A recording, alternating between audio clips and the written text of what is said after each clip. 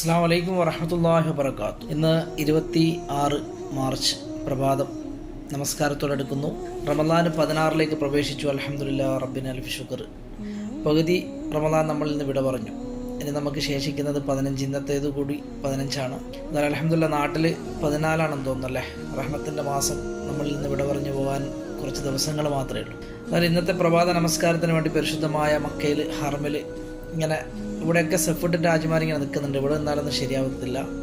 നേരെ പള്ളിയുടെ അകത്ത് കയറാൻ വേണ്ടിയിട്ട് ഇവിടെയൊക്കെ തിരക്ക് കുറേ കുറവുണ്ട് കേട്ടോ. കാരണം ഇപ്പോൾ പുറത്തൊക്കെ ഇഷ്ടംപോലെ പോലീസുകാർ എന്നിട്ട് വഴി നിയന്ത്രിച്ചിട്ടും കാര്യങ്ങളൊക്കെ ഇവിടെ നിയന്ത്രിക്കാനുള്ള കാരണം ഇബ്രാഹിം ഖലീൽ റോഡിൽ നിന്ന് അതുപോലെ ഷാൽ ഹിജറ റോഡിൽ നിന്ന് മിസ്വല ഭാഗങ്ങളിൽ നിന്ന് വരുന്ന ഹാജിമാരെയൊക്കെ വഴിതിരിച്ച് പുതിയ പള്ളിയിലേക്കാണ് കയറ്റുന്നത്. അതുകൊണ്ട് ഇവിടെ ആജിയാദിൽ നിന്ന് വരുന്ന ഹാജിമാരെ മാത്രമാണ് ഇവിടെയൊക്കെ മുറ്റത്തൊക്കെ ഇരുത്തുന്നത് കേട്ടോ. അങ്ങനെ 4 നമ്പർ ബാത്റൂമും 3 നമ്പർ ബാത്റൂമും ഈ ഇടകളിലൊക്കെ ഈ അജിയാദ് സദ് അജിയാദ്